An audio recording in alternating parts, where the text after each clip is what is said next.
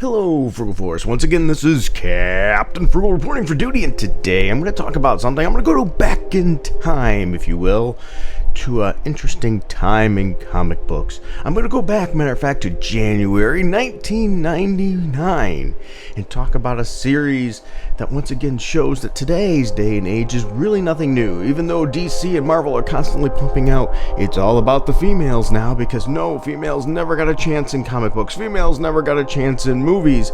And really, that's not true. There's been comic books and movies with female leads or high-profile females for a long time. And this series, if you will, is nothing different. This is Birds of Prey. It was the first ongoing series to feature a female superhero team, if you will, and that was the main thing. The first one's for the main one. This series ran for 127 issues. Yes, 127 issues. So in other words, people enjoyed it and people bought it. Yes, people will buy a female lead book as long as it's good. So one might ask you, why was it good? Well, this team was actually originally introduced in Showcase issue number 3 and clear back in 1996. Yes, 1996. And then it had limited series, sort of in one shot. So in other words, they were testing the market to see, hey, could this series hold its own? Which is a great way to test the market. Matter of fact, we've seen the same thing with DC and how they tested Robin with a series, with 3 limited series actually, before they decided to go full out and put all their chips on the table and go for a standard series that's unlimited. And it did very well as well. Now, the series starred at first under the pen of Chuck Dixon. Yes, Chuck Dixon did the first part for the writing, and during Chuck Dixon's run is probably the best or strongest part of it, though I will say I was quite impressed by the follow-up with Gail Simone as well. Yes, Gail Simone, because actually back then, at that time, Gail Simone actually put more care, it seemed like, in her writing and less about her propaganda, if you will. If you're hearing any noise, I apologize for that. That's my fan in here. It is hot. So I'm going to try to keep it as cool as I can. So anyway, this was written by Chuck Dixon, and originally it was none other than Black Canary and Oracle, otherwise formerly known as Batgirl. Babs, if you will. And it was really neat because the Oracle was the handler, if you will, and how do I put it? Black Canary was like the agent that would go out in the field, and Black Canary didn't even know who Oracle was. So they had this interesting dynamic, and you got to see them grow and like each other and really care about each other as the series grows. It just builds on that, which is a great way of doing it. The very first part of the series, under Chuck Dixon, you had a lot. You had spies, you had unbelievable time travel. When I say unbelievable, it's comic books, in for a penny, in for a pound, and I mean that is a good way. You know, dinosaurs and things like that. It was really an interesting run, and as I said, I was a little bit concerned when Gail Simone took over, but even back then. But Gail Simone actually held her own on this series and kept it pretty darn strong until I'd say around issue 100. I'd say right around issue 100, you could tell Gail Simone was losing her steam. Black Canary left the book, and we started seeing other characters. Now, I will say the other character probably that was second most in the book would have been Huntress. Huntress joined the team later on, and she was a key role all throughout the whole series.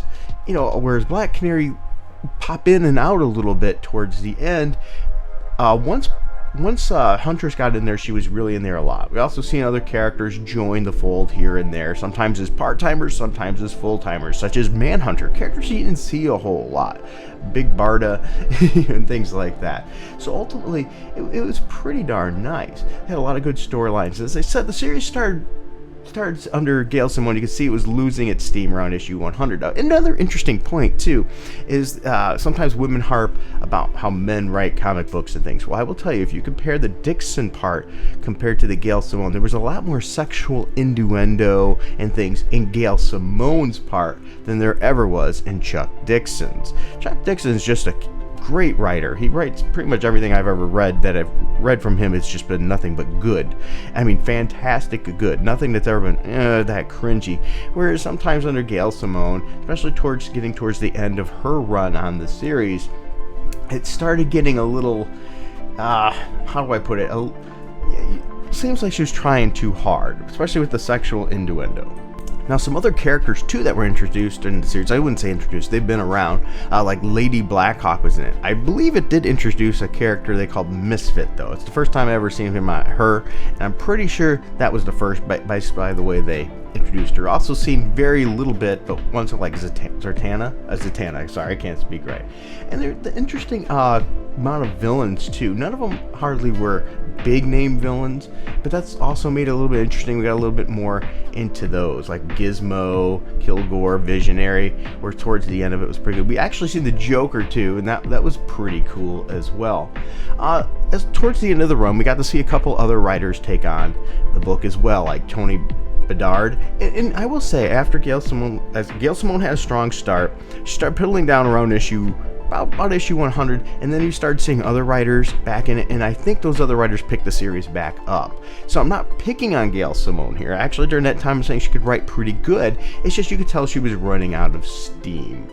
Also, the pencils in this book were pretty strong all the way through. There were never an issue that I thought, oh, this is complete cringe and bad art. There were some that was like, they were okay, but it really went from okay to really, really good art in that area. So, and art-wise, it never really left you wanting more there. It was pretty darn good. We even got to see Batman in this book for a little bit.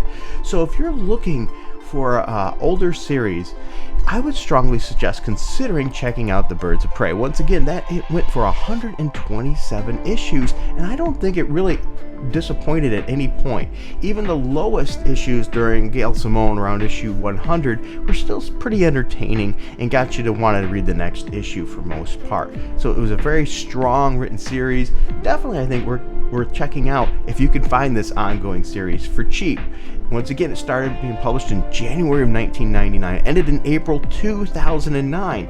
So it's really quite an amazing feat, you know, for introducing a new group and seeing how long that longevity can be with a character or with a series like that that's not as well known. But it really does point out that people, even back then, no matter what they say today, were perfectly fine with female protagonists, as well as diversity and everything else. We've seen all that in here. So once again, strong series. I would strongly recommend, if you can find it, check it out. And later on, there was a volume 2, of course, and I believe a volume 3, if I'm not mistaken. So it's going to continue on even more. But from here, actually, there was another spin-off tale focused on Oracle. So if you want to continue, you can even go that route, seeing more what Bab's next steps is. All right, strong art, fun reading. It really was a fun read. I strongly recommend checking it out. Alright, thanks for sticking with me through this. If you don't mind and you enjoy videos like this, please be sure to hit that like and subscribe, and even bigger, hit that notifications bell, because evidently that means a lot. Also, if you find yourself in the position that you can help the channel and you want to, you say, hey, I like this stuff. If you don't mind, go down to the info bar down below. We have a link for our Patreon, which you can join our Patreon for as little as $1 a month, which gets you special posts that are only for the patrons. So sometimes I do Frugal Force videos that are patron only, or special versions of videos. I also do random Frugal Force giveaways, where I just take a random person out there with a random number generator. It selects who it is, and I send them stuff, whether it be games or comic books or both, whoever knows. And sometimes I even just ask you guys questions or shoot up a message, and I greatly appreciate you checking those out. Also, if you find that maybe that's not for you, you don't like Patreon, we have it in the info bar as well, a Streamlabs link there where you can click on that and just give a one-time donation, and that helps the channel. All those proceeds are going right back into the channel to help Little Frugal and I and his sister, the American Dream, my wonderful little girl, and our family continue to have fun doing this and sharing this with you. Alright, thank you very much. Thank you, subscribers. Thank you for all the ones that have stuck it out with me this long, and all the new ones that have joined on too. Thank you. We greatly appreciate it. And don't be afraid to leave a message in the comments section too. We love to read them. Alright, thanks, and until next time, keep it frugal.